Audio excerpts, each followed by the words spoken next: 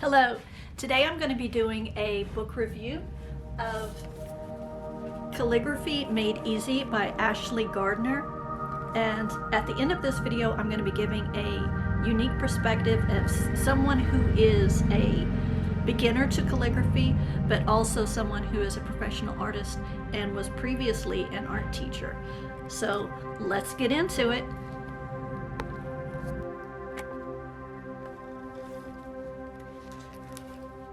The first thing she talks about is selecting supplies and talking a little bit about paper and the different types of pens you could use. Mostly she deals with, in this book, using a brush pen as opposed to a dip pen, but you could use it for that as well. The type of pen that she recommends, and I have taken 2 years of Japanese, but I still probably am going to pronounce this wrong. It is a Tombow Fudenosuke hard-tipped pen. And this is a type of brush pen. And I'm going to link the book and the supplies she recommends in the section below.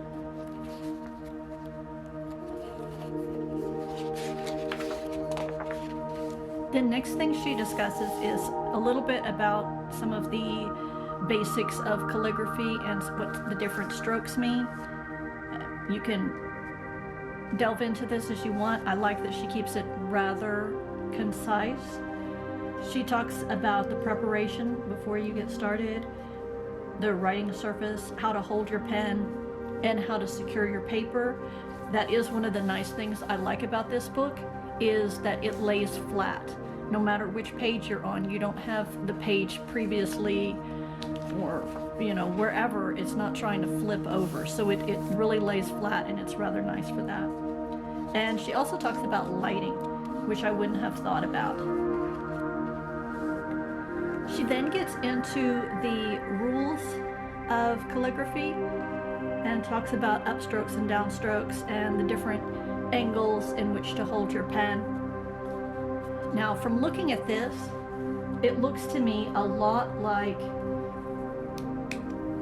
a Copic tip, which has, here, I'll show you this up close, which has a similar type of brush to it. And so that's probably what I will use when I'm going through this book, because I don't have a lot of dip pens and ink. My mom also gave me this little calligraphy marker that she found, so I'm going to try to use this to see how well something like that would work with the techniques. But mostly she's talking about using a brush pen as opposed to a dip pen. And she gets right into the warm-up drills with a pencil. And as an art teacher and someone who is constantly trying to learn new things, I can already see how this would be beneficial to someone, as she points out things that you could possibly be doing wrong, and so then you recognize if you need to be practicing more, such as not hitting the top line every time or having too big of a space, etc. And then there's plenty of room on the other side to practice the warm-up drills, and if there's anything that you're having an issue with, there's more of this lined paper in the back to practice with, which is really nice. And then the next page, she gets right into the warm-up drills with the pen itself, and it's all quite simple. And the next one, it gets into a little bit more complex, but some more drills for you. One of the things I like about this book is she does not waste a lot of time getting into actually practicing. I've seen other calligraphy books where the first half of the book is all of your history and techniques and all of this back information that is overwhelming, and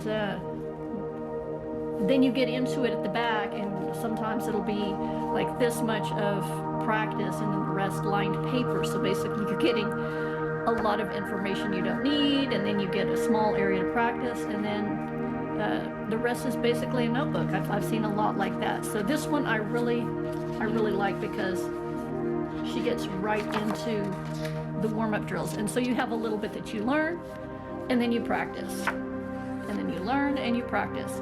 And even as a professional artist, I look at something like this and I instantly go, oh my gosh, I can't do that.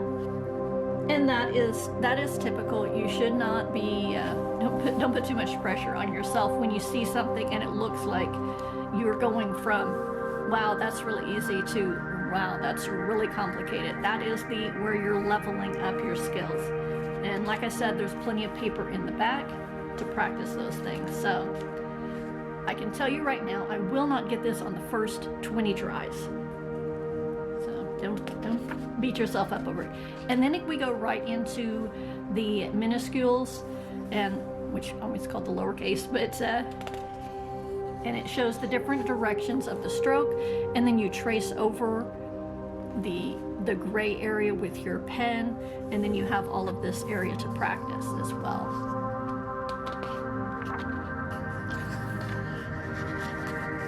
A nice thing that she has in here is that she will show how to make certain letters in the middle that appear in the middle of a word. So it might look a little bit different from when it's actually at the beginning or the end if it's in the middle. And then we go into alternates, and she shows different ways that you can kind of push these to be a little bit more your own style, which is really nice. And then we go to learning the majuscules, which I don't know about you, but that sounds like what you'd be called if you were the high-end graduate from Hogwarts, you know. Majuscule, love that. Anyway, so moving on, she also talks about developing alternates and how you would go about this, and which is really nice because sometimes it's difficult to develop your own style especially with something like writing. If you get too technical, you tend to get stuck in it, but this shows different ways to make it look like your own style.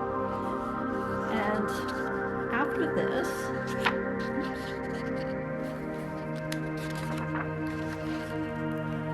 she shows how to connect the letters and how you can make it into different types of styles. If you have a conservative, moderate, or liberal, where it's a little bit more loose style.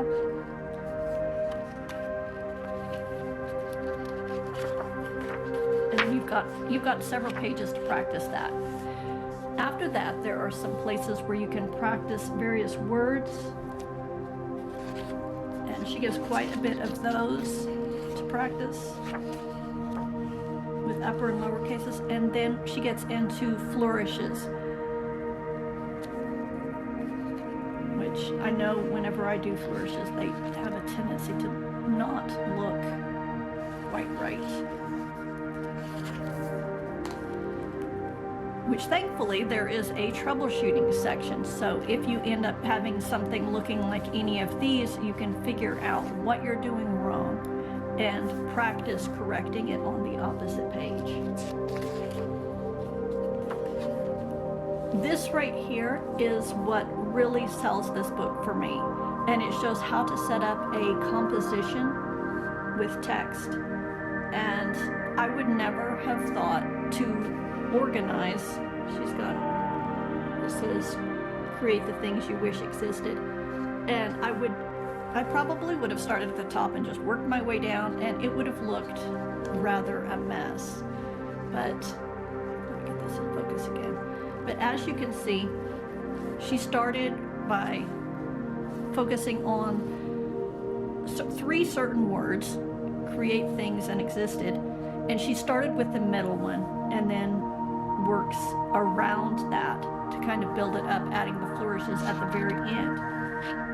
And I never would have known how to do it if that had not been explained. That is one of those things that I did not know I needed to know. After this, and we're about almost not quite halfway in the book, there are about 30 calligraphy composition exercises. And these projects have a description of how to do them, and then you have a page that you're going to be doing that on. And what I really like is you can take this out and frame it. Let's say you do something you're really impressed with, you can frame it, give it to it as a gift. However, but they are just really beautiful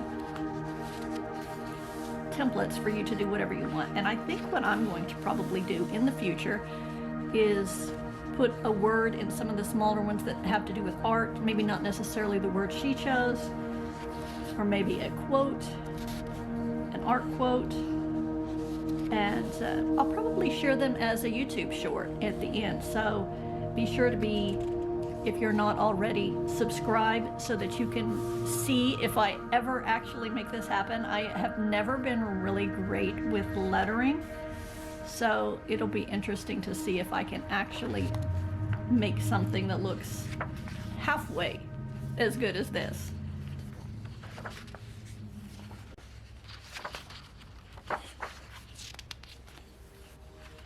I'm just going to show you some of these because they're beautiful watercolor frameworks.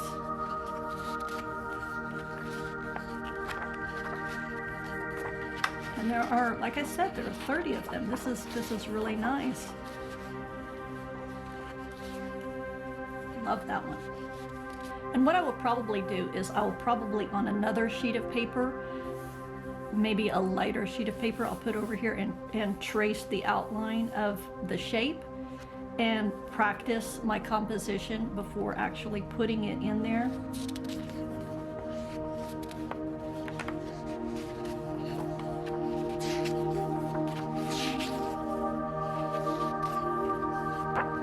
And then once you get to the end, you get all of your practice pages, which she gives lined, about half lined pages and then half blank, which is really nice to have added in there, because if there's a certain section where you're having issues, you can go back here and practice a little bit more. And what I'm going to do, this paper, which I did not mention, it is acid free and it is quite thick. So I want to see, we're going to do a little bleed test with a Copic marker. And that's just one layer. And it does bleed a little bit. So probably, but the thing is, if you were doing one of these, the only thing you're bleeding onto is the project. So you're the project example, not the next one. But I would go ahead and put another page in there. So let me try with the, I do a little bit of a lighter. Yeah, it still bleeds a little bit, but not as bad. Probably this is not, like I said, this is not what she recommended, but that's what I'm probably going to use for mine. And I've also got this cheap calligraphy marker. Oh goodness, look at that. See, I don't even know how to hold the pen yet. But you can see with this one, it is thin and flat. I hope you can see that.